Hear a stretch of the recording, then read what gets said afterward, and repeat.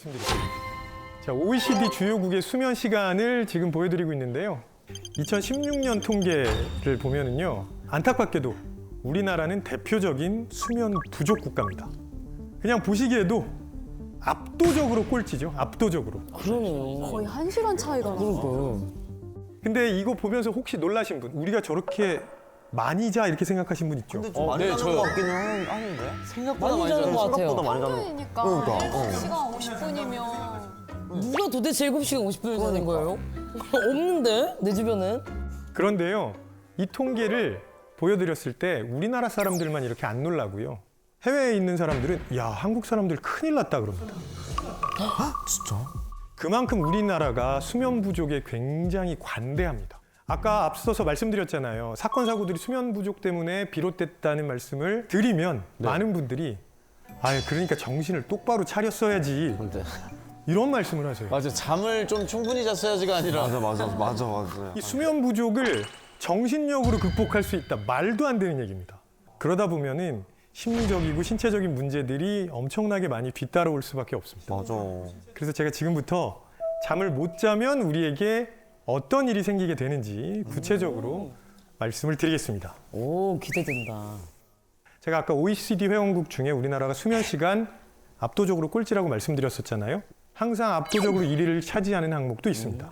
그게 바로 자살률입니다. OECD 42개 회원국 중에 자살률 1위, 그리고 10만 명당 24.1명입니다. OECD의 평균 자살률은 11.1명이거든요. 그냥 보시기에도 너무 차이가 많이 나잖아요. 네, 확연하게. 네. 도대체 왜 이렇게 자살률이 높으냐, 이거에 대해서 뭐 제가 원인을 딱 집어서 말씀드리긴 어렵지만 수면 부족도 아주 중요한 원인이라고 말씀드릴 수 있어요. 왜냐하면 수면 부족이 자살 충동을 높이는데 중요한 요인이라는 연구 결과는 이미 많이 발표돼 있습니다. 그래서 윤지성 씨, 네. 잠을 잘 자지 못한 사람들이 이제 자살 충동을 느끼는데요. 어떤 사람들이 더 취약할까요? 오히려 외향적인 사람들이 조금 더 그러지 않을까요? 그래요? 저는 내향적인 사람이 더 그럴 것 같은데. 저도 그 내향이라는 자체가 속으로 그러니까 향하는 거잖아요. 삭히는 포인트가. 것 같아서. 실제 연구 결과를 말씀드릴게요. 외향적인 사람들이 훨씬 더 취약합니다. 그러니까 그럴 것 같아. 외향적이라는 건 뭐냐면 상대적으로 충동성이 좀 높고요. 그다음에 인내심이 약간 부족할 수 있습니다. 그러면 수면이 부족할 때 어떤 일들이 생기냐? 이 우리 전전두엽에서 네. 이 제어 기능을 담당하고 있는데요. 여기가 잘 작동을 안 하는 거예요. 그래서 충동 조절 기능이 제대로 작동을 안 한다는 거죠. 감정 조절도 잘 안 되게 되고, 그러면 자살을 생각할 확률은 더 높아질 수밖에 없습니다. 그런 생각이 날 때 눌러줘야 되는데 그게 잘 안 된다는 거죠. 미국의 스탠퍼드 대학교에서 연구를 했는데요. 수면 패턴이 불규칙하면 우울증 여부와 상관없이 자살에 대한 충동이 더 높아진다는 결과도 있습니다. 그 우울증이 없어도. 그래서 이제는 수면 부족이라는 게 우리의 생명과 직결된다고 생각하셔야 됩니다.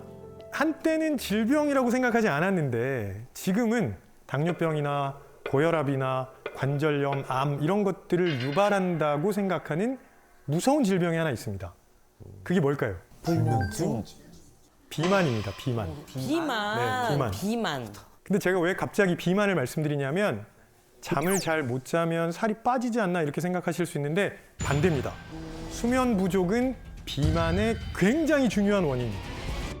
수면 부족은 호르몬 분비에 영향을 주거든요. 우리 몸에는 그렐린이라는 호르몬하고 렙틴이라는 호르몬이 있습니다. 그렐린은 허기를 느끼게 하는 거. 그 수치를 증가시킵니다.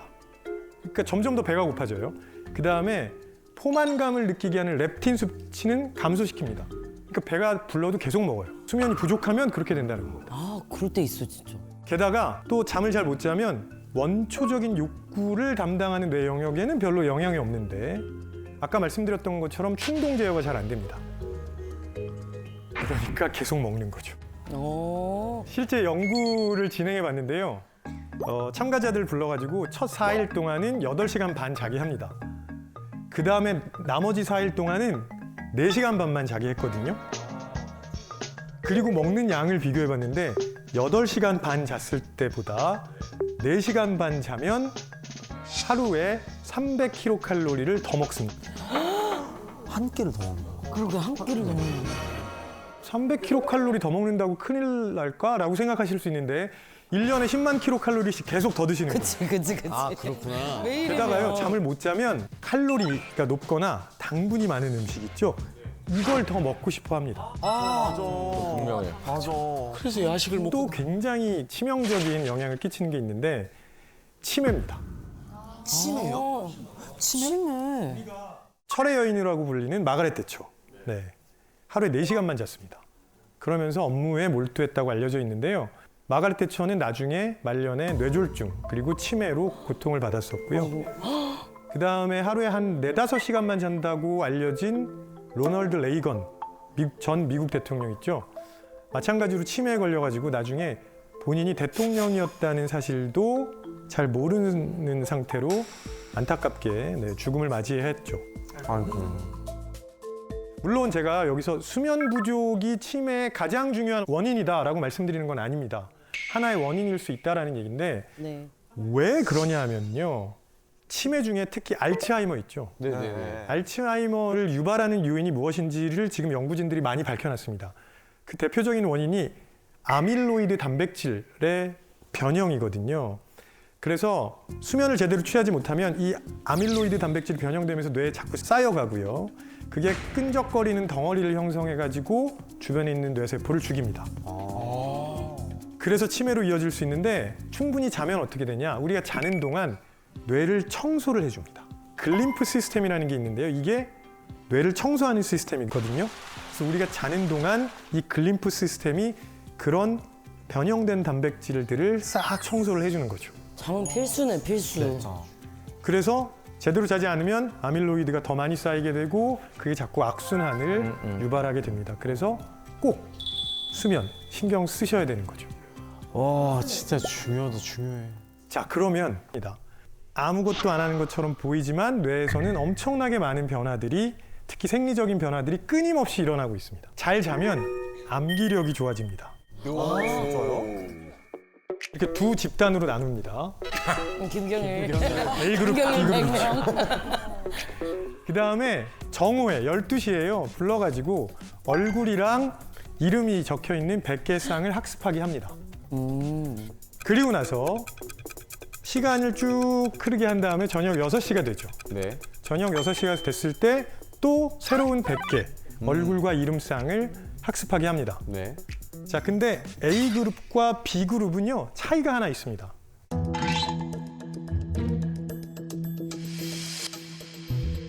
어떤 차이가 있냐면 A그룹은 학습한 다음에 낮잠을 잤고요. B그룹은 그냥 일상적인 시간을 보냈습니다. 다시 한번 불러가지고 얼굴이랑 이름이 적혀있는 카드를 이렇게 딱 보여드렸을 때 낮잠을 잔 쪽이 기억력이 20% 정도 높게 나옵니다. 빼놓네. 낮잠도 좋구나. 없네. 우리 뇌가 뭘 하고 있는지 그냥 봐도 아시겠죠? 네. 그래서 우리가 무언가를 학습하면 이 정보들이 일단 해마라는 곳으로 가거든요. 해마에 저장이 되고, 근데 해마는 임시 저장소예요. 그래서 오래 있을 수는 없기 때문에 심피질로 보내야 됩니다. 근데 이 심피질에 가려면 잠을 자야 됩니다. 필수네. 한마디로 간단하게 정리를 해드리면 수면이라는 건 새로 생성된 파일이 있으면 저장 눌러야 되잖아요. 그 저장 단추를 누르는 것과 같다고 생각하시면 좋겠습니다. 실제로 잠을 잘 자면 춤이든 운동이든 더 잘하게 됩니다. 진짜요? 능력이 향상된다는 말씀이세요? 네, 그렇습니다. 우사인 볼트 네. 아시죠? 우사인 볼트의 습관 중에 하나가 중요한 경기가 열리기 전에 낮잠을 자는 거예요. 물론 단순히 그냥 근육의 피로도를 줄이는 거 아니야? 라고 생각하실 수 있지만 낮잠을 자면 그동안 운동 기술에 대한 기억이 향상됩니다. 그러니까 우리가 익혔던 기술을 일종의 루틴으로 만들어서 자동적으로 나오게 해야 되거든요. 이걸 수면이 해준다는 거죠. 그리고요, 잠은 우리를 창의적으로 만들기도 합니다. 왜 창의적이지? 잠이 창의성. 창의성을 떠올릴 만한 여유가 생기는 건가? 폴 맥카트니가 작곡한 비틀즈의 명곡 네네네. Yesterday 이거 있죠. 네네. 네. 그 다음에 소설 프랑켄슈타인, 트와일라이트 이런 것들. 공통점이 하나 있습니다.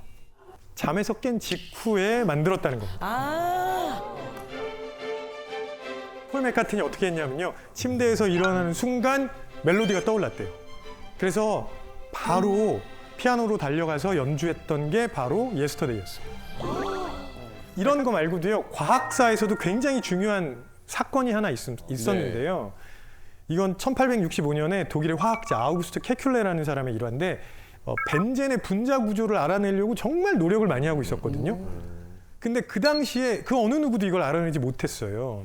그래서 계속 고민하다가 이제 잠이 들었죠. 근데 그 잠에서 꿈을 꿨는데 뱀이 자기 꼬리를 삼키는 꿈을 꾼 거예요. 이렇게 또아리를 틀면서. 거기에서 깨자마자 벤젠의 분자 구조가 뱀처럼 꼬리를 이룬 육각형이지 않을까? 와. 그런 생각을 한 겁니다. 아 진짜? 어머. 신기하다.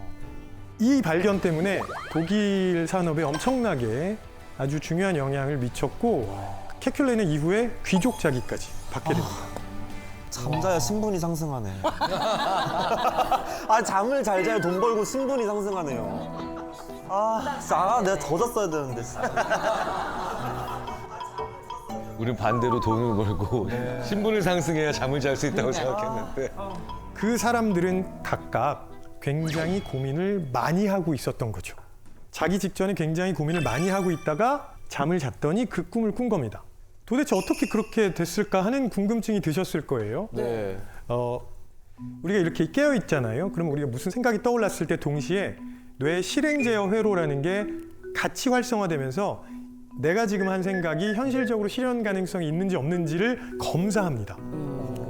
그래서 일종의 평가 시스템이 되는 거죠. 이거는 괜찮은 생각이고 이런 생각 하지 마. 뭐 이렇게 하는 겁니다. 구분해 주는군요. 네, 알려주죠. 그러니까 이 평가 시스템이 계속 작동을 하니까 여러 가지 생각이 떠올라도 그게 그냥 묻혀버리는 거예요. 근데 잠을 자는 동안은 이 평가 시스템도 쉽니다. 그래서 이런저런 생각들이 막 떠오르는 거죠. 한마디로 말씀드리면 정제되지 않은 날것의 생각들이 마구마구 떠오르는 시간이라는 겁니다. 그래서 우리가 자는 동안 뇌는 이렇게 새롭게 받아들인 정보들 사이에 연결고리들을 만들고요. 그 다음에 자유롭게 연상도 하게 됩니다. 그러면 상호작용이 일어나면서 원래 있던 것도 새로운 각도에서 볼 수 있게 되는 거죠. 이게 바로 새로운 생각, 창의적인 생각을 하게 만드는 방법이거든요. 근데 문제는 뭐냐 하면 잠에서 일어나니까 기억이 안 나잖아요. 진짜 제일 아까워요. 진짜 많아. 그죠? 진짜 많아요. 요거 방법이 있긴 합니다. 됐다. 드디어 인류의 숙제가. 우리의 수면은 단계가 있거든요. 네. 그러니까 이제 잠을 자기 시작하면 곧 렘 수면이라는 단계로 들어가는데 제가 조금 전에 말씀드렸던 그런 일들은 렘 수면 단계에서 일어납니다. 자, 창의적인 생각을 하게 만드는 방법은 깨우는 거라 그랬잖아요. 네네. 실제로 이걸 실험적으로 사용해 봤습니다. 와, 이것도 싫어했어. 네네. 그게 바로 드림 인큐베이션이라는 방법인데요. 계속 생각을 하는 거예요. 그럼 당연히 자기 직전에도 그런 생각을 하겠죠. 네. 딱 잠이 들었을 때 렘 수면 단계에 가자마자 확 깨우는 겁니다. 좋은 거 맞죠? 그러면 그때 이제 우리의 그 실행제로 회로에 의해서 검사받지 않은 아이디어들이 마구마구 나오는 거죠. 그런 것들을 쭉 적어봅니다. 그런 것들 계속 적다 보면 괜찮은 아이디어들이 나오게 되는 거죠.